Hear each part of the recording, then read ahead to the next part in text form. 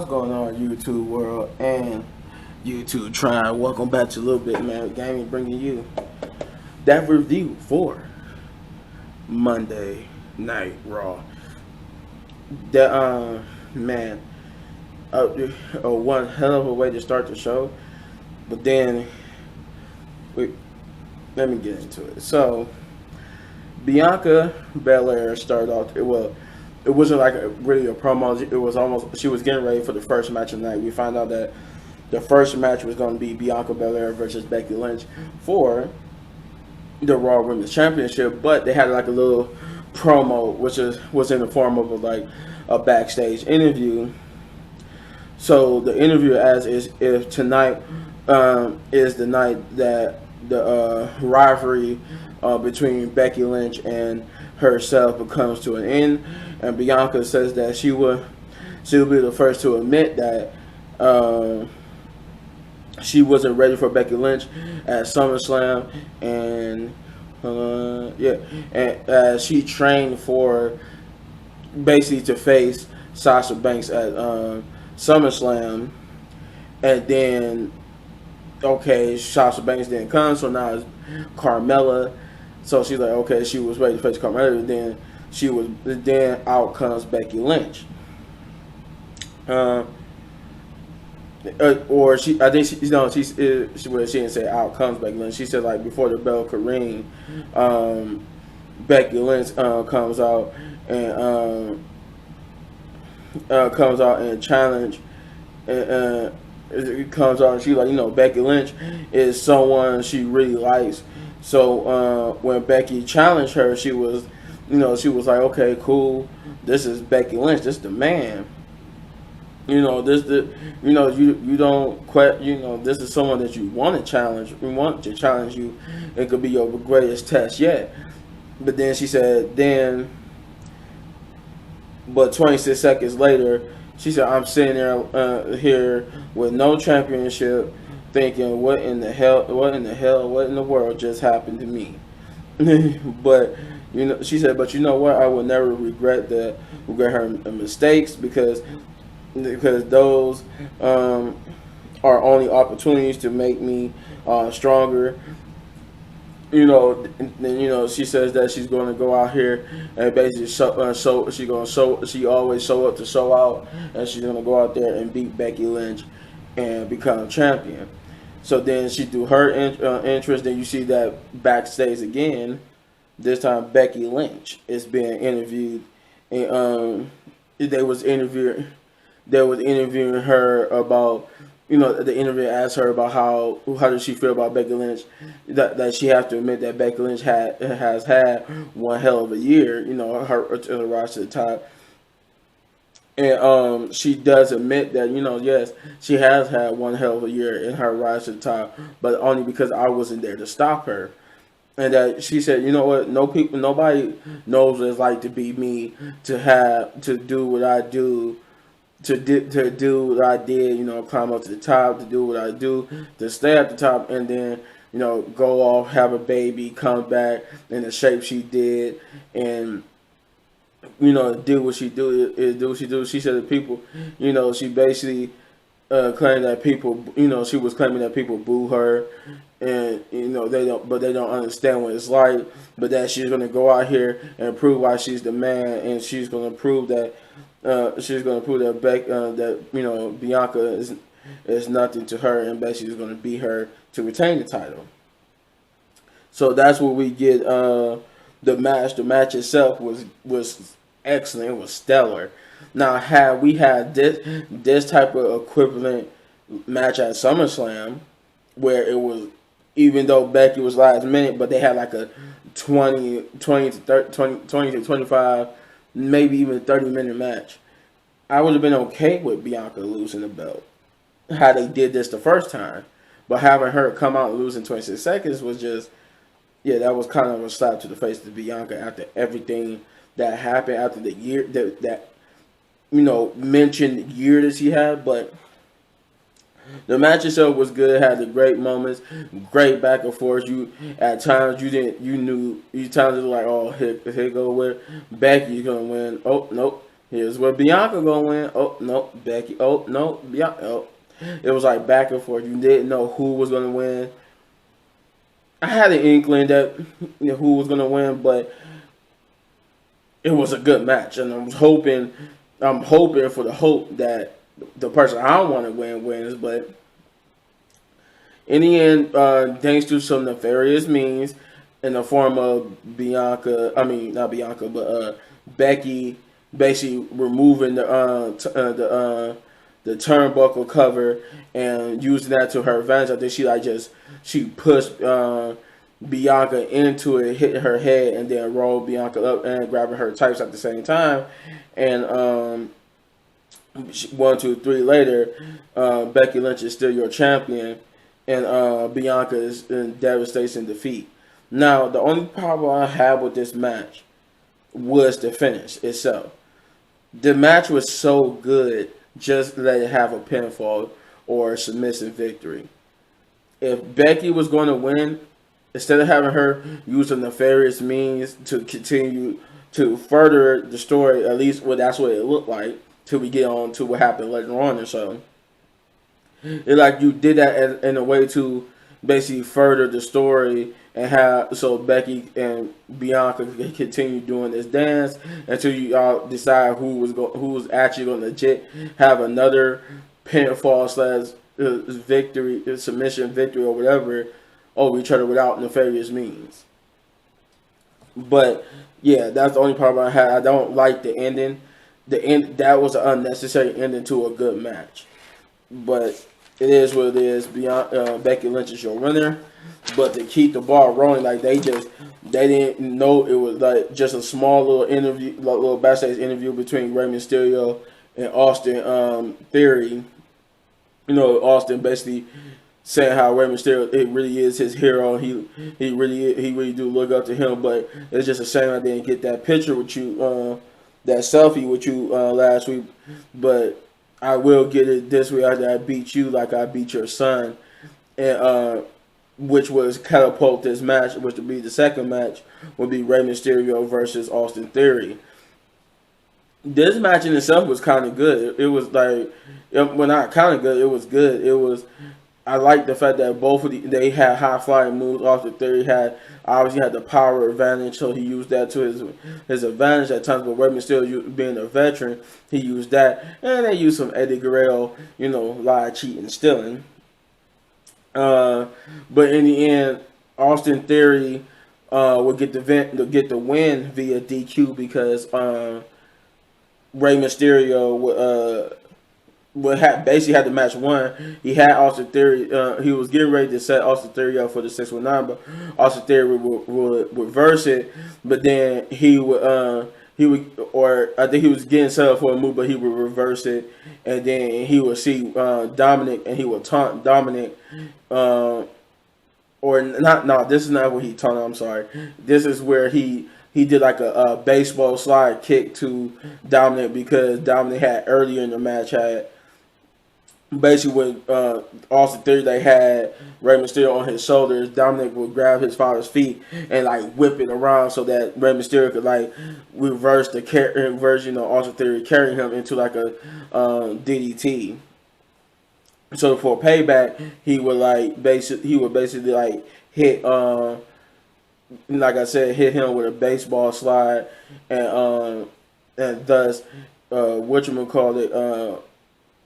because of that, when Rey Mysterio basically set him up for the 619, Austin Theory, while Austin Theory was just laying on the ropes, he would hit Dominic would hit Austin Theory, but the referee called it. But since he was too busy arguing with Dominic, Rey Mysterio was still hitting him with the 619 and had the match won. But because the referee saw it, he was like, "No, we calling the match off. It's a disqualification," because he saw Dominic hit Austin Theory.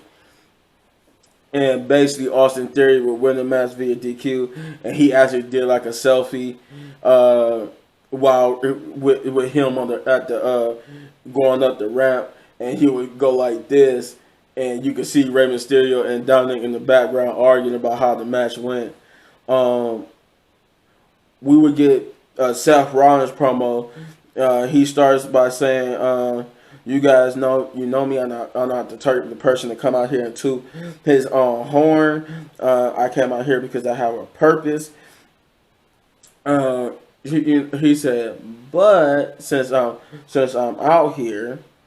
He said, "Let me tell you, I'm on top of the world. I'm on cloud nine because last week he in a grueling ladder match. The grueling ladder match he defeated three top former WWE champions or just regular top champions to earn an opportunity at the WWE Championship."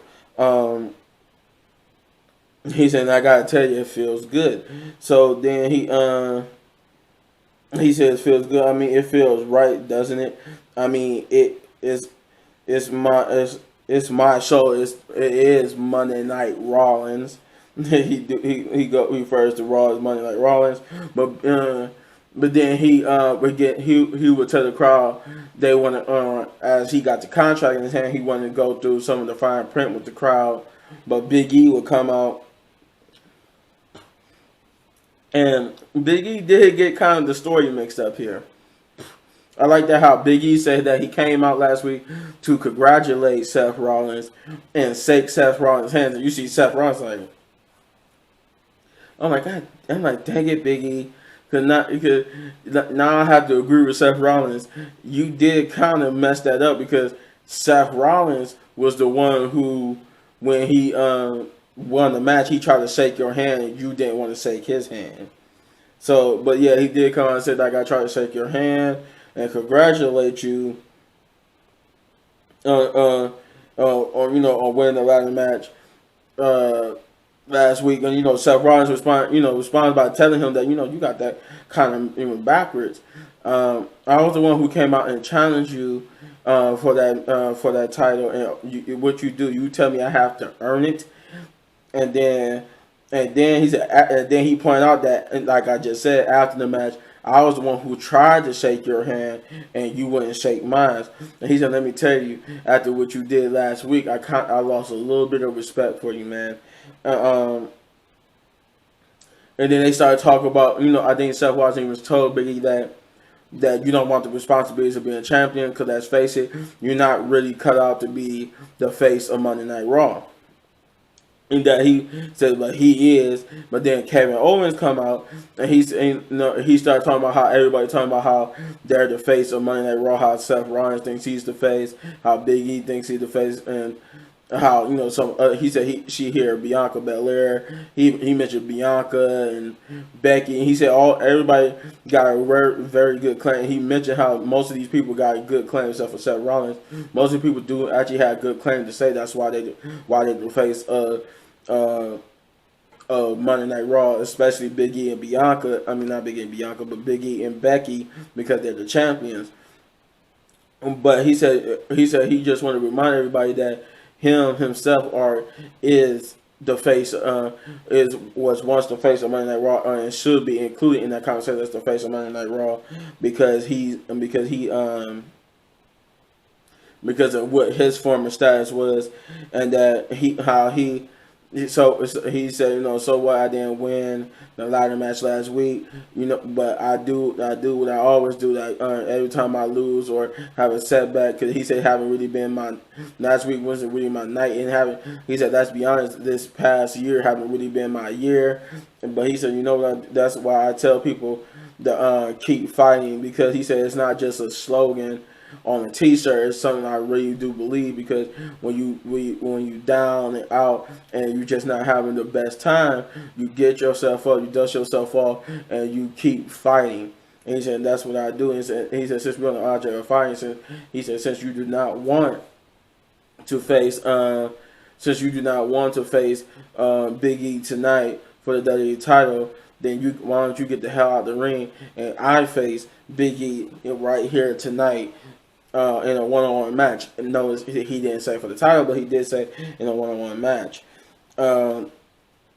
Big E accepts, and while Seth Rollins, I think Seth Rollins instigated a little bit, but Big E accepts, and it was being told that later on it will be Big E versus KO. Um, we got a match. The next match would be Nikki and Rhea versus Queen Zelina and Carmella, which I guess was started because in the backstage segment where Nikki and Rhea Ripley ran into Queen Zelina and Carmella, and they basically like was fake complimenting them and being nice to them. But when they walked away, they started basically dragging them through the mud and dogging them out. But they didn't realize that Rhea and Nikki was still behind them.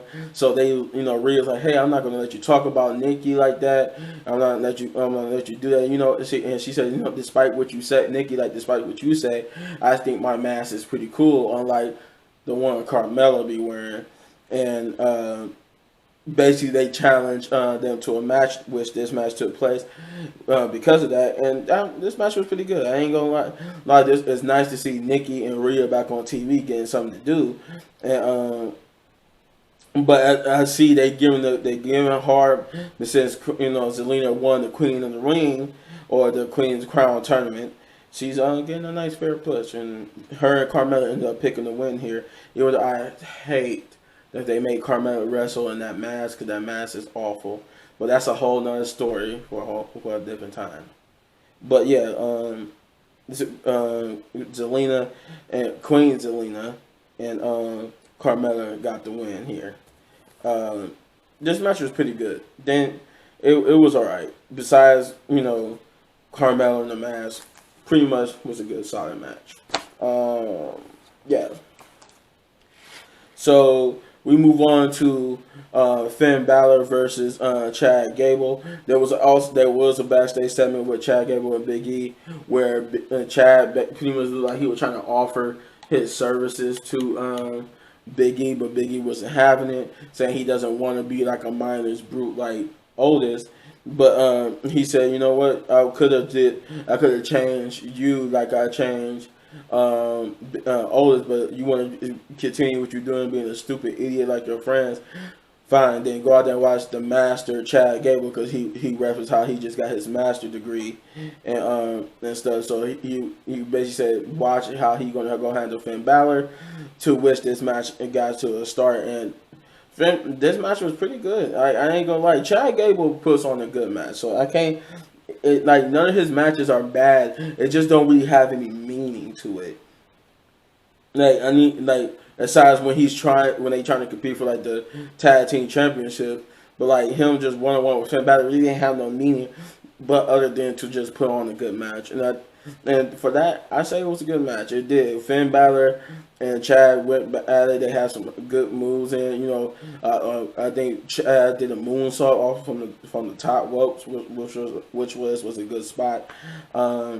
Finn Balor had his thing. I think they worked. I think because of the moonsault that he got his knees up, and that kind of hurt his leg, re-injured his leg from the last week's match, and he kind of used that. He tried to do a coup de grace but couldn't get it off. I think because when he went to go do it, Chad Gable, that's when the end of the match came, when he tried to go do the coup de grace, but Chad Gable he took so long to get up to the top rope. Chad Gable basically turned it into a superplex, but right as they hit the ground, Finn will reverse this, even though after they hit the ground, he would basically turn it into a cradle like pin and pin Chad Gable to get the win. So overall, like I said, it's a good match. Not too bad. There was a funny backstage segment with Dolph Ziggler and Robert Roode talking to Matt Riddle, but it will lead into this match right here, which is the Street Profits versus Dolph and Robert Roode, who wants to beat the Street Profits once again, and then come back after RK Bro for their titles. And which this match itself was a good match too. It was a very fun match up until Omos came out, and even though Omos technically didn't, his presence caused the distraction that led to the victory of Dolph Ziggler and Robert Roode. What happened after the match was kind of cool too. But yeah, the match was good, going good. It looked like the Street Profits was going to have it won, but then, like I said, Omos came out and I wish the camera would have showed it. I think Dolph Ziggler hit a super kick onto Montez Ford to get the victory.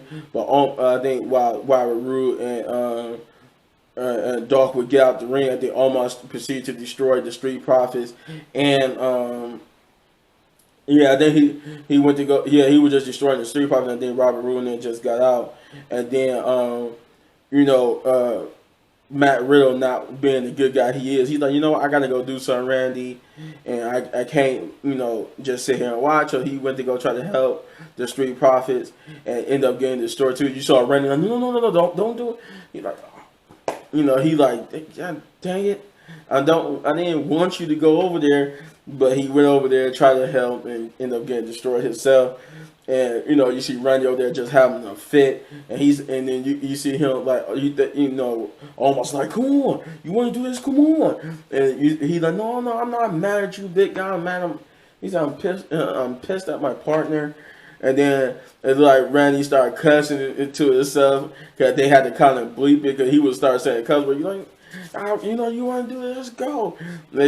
But unfortunately, we didn't get to see what happened after that. Like once Randy Orton took his hoodie off, it looked like they was getting ready to fight. But they went to talk about the next match setup, which was we got to see a replay of what happened last week with Damian Priest and T-Bar, which leads into the next match, which is Damian Priest versus T-Bar. And this was also a good match. This was a good match. It was a no DQ match. And they had some fun spots. I think T-Bar got put through a table. They are continuing with this story of Damian Priest being more ruthless, and that's what he did. He used this new ruthless side of him to basically overcome T-Bar. And T-Bar had some good moments though. Now I ain't gonna lie, T-Bar actually had some good moments in the match that was made me like, I can see where they trying to go with him. He could be a possible contender for the United States Championship. But in the end, Damian Priest would get the win. But Apollo Crews basically came out to lay out his challenge that he want to challenge Damian Priest for the United States Championship. But we would get our main event, which is Biggie versus Kevin Owens. And this match was a good match too. Kevin Owens, like he always says, I like to point out though he did make a if you didn't know, he did make a reference to AEW. I think he said, or where he didn't make a reference to the AEW. He said more like he in his little promo earlier when he came out with Seth Rollins and Big E. He said that I come in, I do what I do, I leave it all in the ring, and whether I do it for the next 3 months or the next 3 years, who knows? Because I think his contract, he was referenced to the fact that his contract expires in the next 3 months. But yeah, I just wanted to point it out because I just have remembered it when I was looking at his name in my notes that he did say something like that. I forgot he said that earlier. But this match was a good match in itself. It was very good. Biggie and them went back and forth. Kevin Owens always bring the fun and bring the fight into a fight. Biggie did his thing. The finish would come basically where Kevin would at a little miscue, look like Biggie and Kevin collided, which knocked Kevin down. While Kevin was down, Seth Rollins would take that time to distraction, thanks to the distraction of the collide, thanks to them colliding and distracting the referee. He would hit Biggie with a right, which laid him out, and then he would walk away back up to the ramp. And while Kevin Owens basically came to, while he didn't see the punch, he realized what happened to Biggie was probably because of Seth Rollins. Because he might not have seen it, but he caught it maybe he caught a glimmer of him walking away or doing something and walking away from Biggie.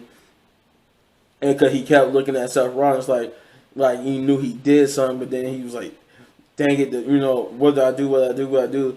Do I not do something? Do I do something? Because, he contemplating, and he's just like, oh, and he tried to pin Big E, but Big E would reverse the pin into his own pin and get the victory over Kevin Owens. And then Excuse me. I had something stuck in my throat. Biggie will basically accuse Kevin Owens of working together with Seth Rollins because he feel like Kevin Owens saw that and he tried to take advantage of it. But Kevin Owens apologized to him, not and rightfully so, heartfeltly that he didn't while he didn't see what what Seth Rollins did. He said he tried to explain to him. You remember we collided. I didn't see what he did, but I'm sorry for trying to for what I did do was try to take advantage of it. But and then he said, you know what, this is all your fault. He turned Seth Rollins and challenged him to the match. He called him some very not so nice words and said that he wanted to fight him next week 1-on-1. He again tried to apologize to Biggie. Biggie somewhat accepted, but until Kevin Owens put his hand on his shoulder, then he'll hit the big ending on Kevin Owens, and then he would jaw jack with Seth Rollins to end the show. But overall, this show was a way better show than Friday Night SmackDown. I would say that for sure because it had a lot more entertainment in it, while SmackDown felt like a little bland and a little boring. At some points, this was definitely a way better show. It had way better interesting matchups and storytelling. So, with that being said, I give this episode of Monday Night Raw 8.5 big ups just because it was a decent show. Not a great show, but it was a decent show. It was okay. I thoroughly enjoyed it. But if you enjoyed it or didn't enjoy it, let me know in the comments down below. And if you like my review, then hit that button right there in the upper right corner for all my reviews. And if you enjoyed this review so much that you want to support the channel, then hit that like button, hit that subscribe button, become part of the tribe, and hit that notification button. Turn all notifications on so you get notified when I drop videos, because you don't want to miss when I drop videos. The next thing I got will be some review for Supergirl and Stargirl and some gameplay videos, and as always, hit any one of these videos for more of my amazing content. But like I said, sit back, relax, go grab you something to drink, because got some more videos for you. Peace.